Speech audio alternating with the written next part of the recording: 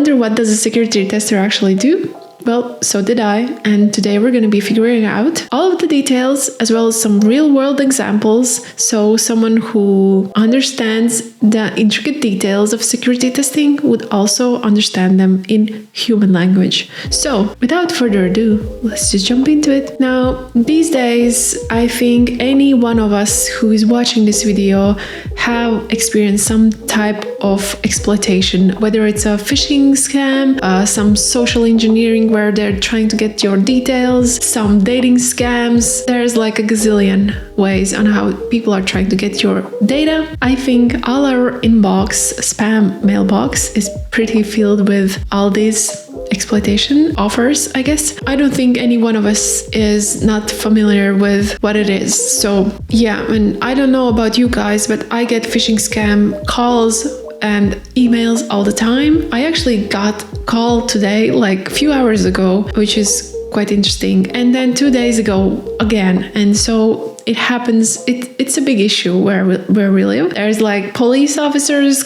fake police officers calling you, crying ladies calling you, asking for money. There's so many different ways how they're trying to get information out of you, or money, basically money out of you. We have all, I think, experienced it in some shape or form. Yeah, it's a curse by this point. Let's start off with figuring out what is a security tester by definition. So security testing is a process of identifying vulnerabilities in software, network, and systems to ensure that they are protected against cyber threats and attacks. It involves assessing security measures to prevent unauthorized attacks, data breaches, and cyber attacks. However, passing security tests doesn't guarantee the absence of flaws or confirm that the system fully meets the security requirements. So the key difference for a security tester is that he focuses on identifying and preventing security vulnerabilities through assessment, compliance checks, and risk analysis. So basically, that is security testing and tester by definition. And now we are going to dive deeper into its key responsibilities. Security testers' key responsibilities are: number one, identifying vulnerabilities. So what does it mean and what does it look like? So an example would be vulnerability scanning. There are used different type of automated systems who scan the system regularly and try to detect vulnerabilities within it. So here I have you a real-life example of real-life scenario that actually happened in 2017. It's called the Equifax data breach. So what happened was hackers exploited an outdated Apache Struts version. The company had not yet been updated Apache Strut to the latest version, which led to leakage of 147.9 million users' data. That's a lot of data to be leaking. And this was happening for around 76 days. So for 76 days, no one noticed that someone was stealing users' data.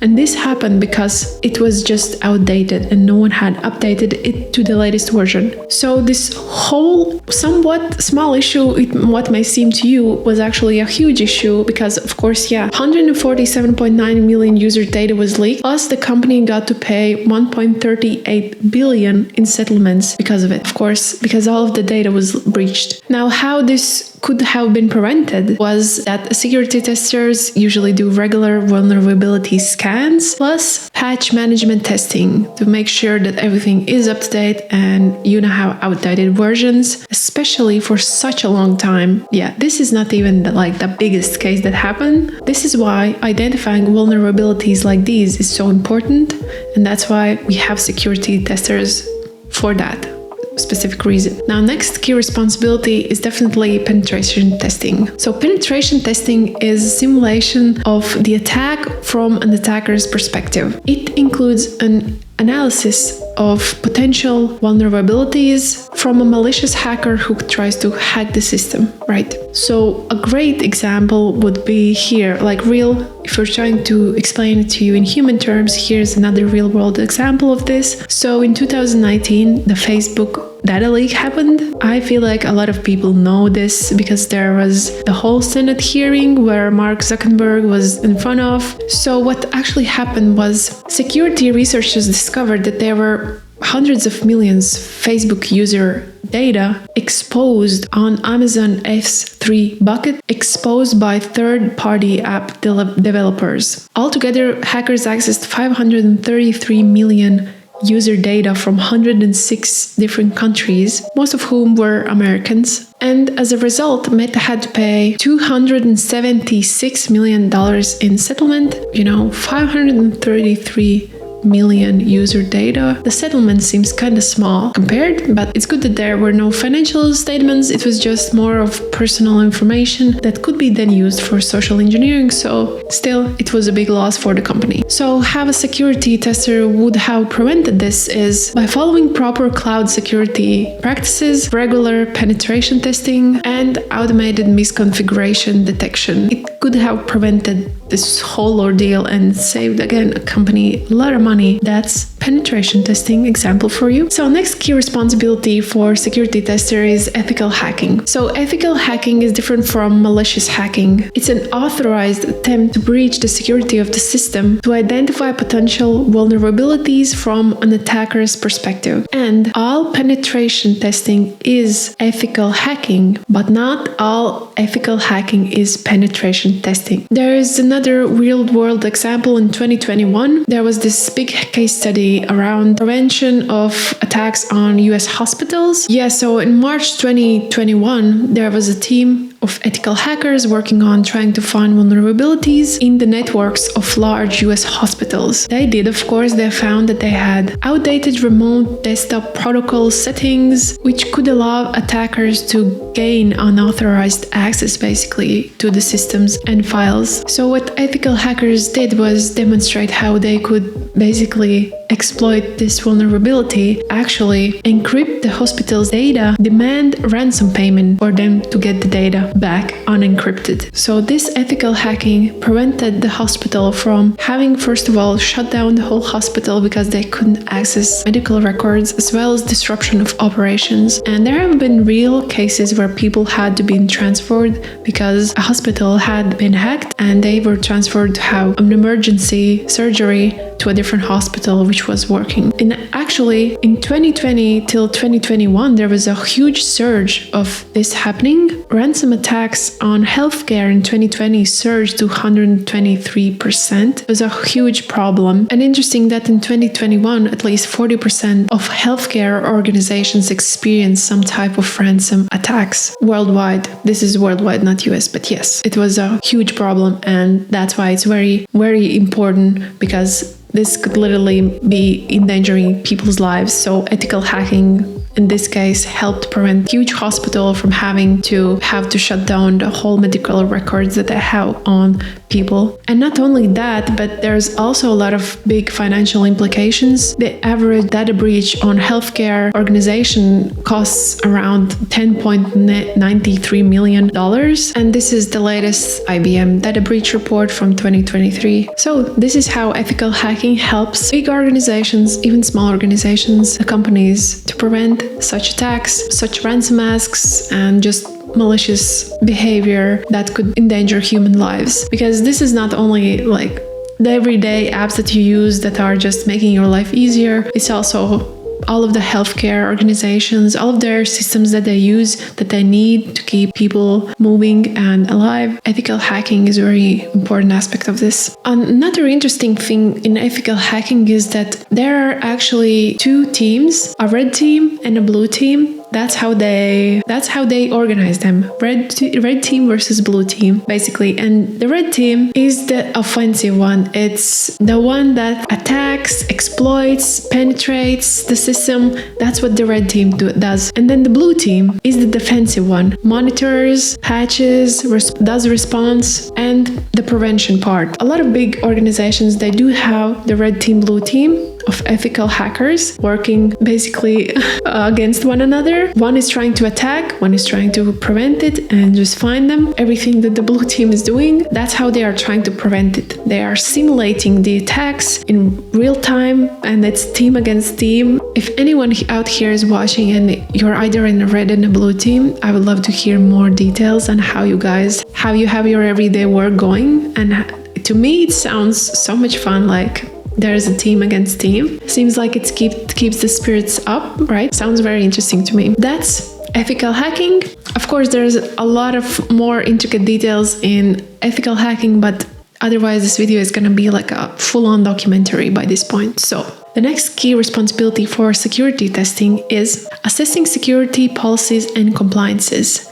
This is also a very important point. This refers to frameworks of rules and regulations and best practices of how an organization manages its sensitive data. It involves ensuring that the organization or company is up to date with the latest laws and industry standards. So here it would be something like GDPR, HIPAA, and things like that. And of course, there has to be security measures in place to mitigate risk and protect against data breaches. So a great example is from 2018, the British Airways GDPR fine. And what happened was a cyber attack redirected British Airways website users to a fraudulent page, which led to stealing 500 million customer payment details. That's 500 million. 500 million people payments data. Imagine, that's a lot of data. In the investigation later, it was discovered that there were not sufficient security measures in place, like two-factor authentication, multiple other things. And British Airways was later fined with £20 million for failing to protect user data, which in my opinion, like 500 million data was lost and they only paid £20 million. That's a lot of money that cyber attackers could have used somewhere. So how a security tester could have prevented this is regular security compliance testing, log monitoring for suspicious activities. It would have probably detected unusual activities and could have patched the security gaps before the attack happened. So that's how a security tester could have prevented it. I hope they learned from their mistake, and I hope everyone else who is listening to this will learn from this mistake as well. Now, the next key responsibility definitely is network security testing. Network security testing is the type of testing that tries to identify vulnerabilities within the network system. It includes testing firewalls, routers, and other network devices that could be used in a potential attack. Now, great real-life example is the Pentagon's Hack the Pentagon program that they launched in 2016. The DoD, or Department of Defense, US launched a program, Network Security Testing Initiative, which would involve ethical hackers. The goal was to test the security of Pentagon's website and its networks by allowing ethical hackers to trying to find vulnerabilities before cyber attackers do. So as a result, over 1,400 people actually participated in this program, ethical hackers that is. Within 6 weeks, they discovered 138 possible vulnerabilities. One hacker in particular, which was a high school student, found actually 6 high-risk vulnerabilities within the system. So congrats to him. And of course, the program itself saved the government millions of dollars of potential ransom money that someone could have asked them later on. And based on this program's success, they later on launched the same hacking program within the Army, Air Force, and Marine Corps. It's now, I guess, a widely used program because of this program's success. These stories are quite interesting, finding out all of these. This is the first time I hear of this story, and it's pretty inspiring. So the next key responsibility is testing application and system. I feel like this is pretty self-explanatory, but yeah, it's just testing the system for security flaws and attacks. Overall, security testers have to check both the system and the supporting infrastructure if everything is alright there, or if there's any vulnerabilities that need to be mitigated. And here, real-life examples, it's basically any bug bounty is a great real-life example. If you don't know what bug bounty is, a lot of big companies like Google, Facebook, Apple, Meta, all of the big ones, even smaller ones, have this bug bounty program where anyone who basically can get a prize of money if they find issue based on its seriousness. So if it's something terrible within security, they can get a big chunk of a check, or if it's something small, they could get a smaller check if they find something within existing products. So the next and also very important key responsibility is reporting and documenting findings. This is like a crucial part that should not be skipped because it's very important to have everything written in intricate detail after any security incident has happened or has been discovered. A forensic investigation is a crucial part to understand the attack and try to avoid it in the future. Yeah, and of course it's also very vital to have these documentations also for just compliance measures, just to have them if also an audit happens, stuff like that. Yeah. Now those are the key responsibilities of a software tester, and yes, there's like, these are the big ones. Of course there's many other things. If you read any role titles, you will see there's a bunch of different things. It's an umbrella term, and when I do try to find like security tester, most of the time I do find they are more called security analysts. And if you trying to find security tester, you find penetration tester. It's similar to QA testers. You will find QA engineers, QA analysts, QA testers. A lot of the time it's a mix of things. And yeah, it's so depends on how the company words things and how they like to name things. Now let's try to find out how much potentially a security tester, or rather security analyst, could be earning. I have different roles though, so I will try to give you different figures for different roles within the security tester, which is the umbrella for all of the rest. And also there's different factors that impact how much they are earning, like location, company, experience, certifications, all that fun stuff. So there's a mix of that. So how much do they actually earn? It's an important question. So a penetration tester's average salary in US is from 106K to 191K. So that would average around 142K. An additional pay, they could be getting 21 to 39K a year, that's amazing in bonuses. Now, of course, the top paying companies are all the big ones, the Apple, Meta, TikTok, Google. Those are the highest paying companies. That's what I found. And it makes sense because they pay the best in all of the roles. Now in Europe, this is taken from Germany. It's on average 52K and can go up to 72K euros a year. So on average would be like 63K euros a year. Additionally, they could get possibly like 2 till 5K a year in bonuses. In US, an average security analyst could bring in from 117K till 197K. So on average, that would be like 151K a year. Additionally, they could be getting 28K to 52K a year additionally in bonuses, which again is amazing. I don't know, guys, how you get these bonuses. Can someone please explain to me how are you guys getting 50K in bonuses? Is this what people calculate stocks? That's what they calculate as their bonus? Or it's like a boss comes to you and says, man, you did really good this year. I'm giving you a 50K check because you were such a good worker. I don't know. And again, the top paying companies in US, again, the big ones, the Google, the Meta, it's again the same thing. Now in Europe, a security tester can bring in from 58,000 euros to 92,000 euros. So on average, 75,000 euros. Additionally, they could be getting from 3 to 12K a year. So here an interesting thing is that I actually went on Reddit again, and a security tester, there were a bunch of people just saying how much they're earning, and I saw again it was all over the place in Europe. Some people were making 19.5k euros in Czech Republic, and then there were people making 140k in Sweden. Again, it depends on their experience and their certifications, but again it was all over the place. But on average, I did saw a lot of people making 80, 90, 70k in Europe. These were the numbers that I could get you. And now let's find out how to actually become a security tester, or what is required. And now I'm just gonna outline the big things, what you need to be doing. I'm not gonna go into intricate detail. I feel like I'm not that advanced in this topic to be giving you detailed advice, but I'm gonna give you the big things.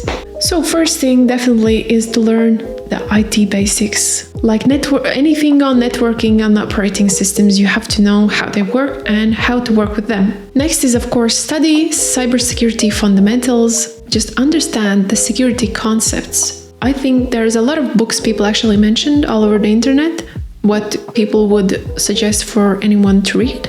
If you Google or on Reddit, you can find a lot of info there as well. Then next is master ethical hacking techniques, social engineering, exploiting, scanning. Again, a lot of books and courses actually on the internet where you can find this info. Next is very important, is just to get hands-on experience like internships, courses, I don't know, applying for junior roles somewhere. And the next is definitely to earn certifications. When I Googled all over the place in Reddit again, and a lot of people had a lot of certifications, and there was one CISP, if I'm not mistaken, where you actually were required to have at least 5-year experience to actually get that CISP certificate. You could get it sooner, but you would be called associate of CISP, so not fully a CISP certificate holder. So there's a lot of research you have to do there to get the certificates and to figure out which one is the one that works for you. Of course, you also have to understand the legal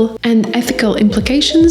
This is basically the GDPR, HIPAA, and all of those compliances that you have to be aware of and, you have to know about. Then you should definitely build a portfolio, try to contribute to open source tools and blogs, and just be very involved in the community itself.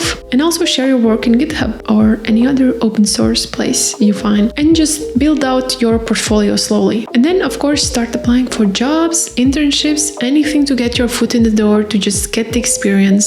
Just start applying somewhere, get the experience. That's very important, because you can do all the courses you want in the world, but you need physical experience and physical products, and you need the practice. That's how you're going to get better, by practicing. And the last but not least is, of course, stay up to date with the latest trends, technologies, anything on security. Follow blog posts, newsletters, IT news, anything where you can get the latest information on security approach, what you can use, best approaches, and so on. And last but not least, I'm gonna quickly share you what type of certificates certain people hold, and this is split up per person. Some of the people have multiple certificates. They own multiple certificates. That's the people that shared their experience on Reddit, how much they're earning, how long they've been working. And these certificates, each of these are per person. So a lot of people hold a lot of certificates, which is something that I would start looking into if I want to get into that. And of course, these seem very important. If you want to level up, there's some even level 4 security certifications people have. So these are all of them. All of the different kinds that I found. These are just few of the examples that I found as well. As you can see, there's a lot of certificates people hold who work as a security analyst. Okay guys, I hope you enjoyed this video. This was very fun to make. I learned so much making this video and trying to make all of these details come together in this one bowl of security testing. And I hope you enjoyed the video. If you did, please hit the thumbs up, subscribe, all the fun stuff. I really appreciate it, and it really helps my channel out. And I will see you in the next one.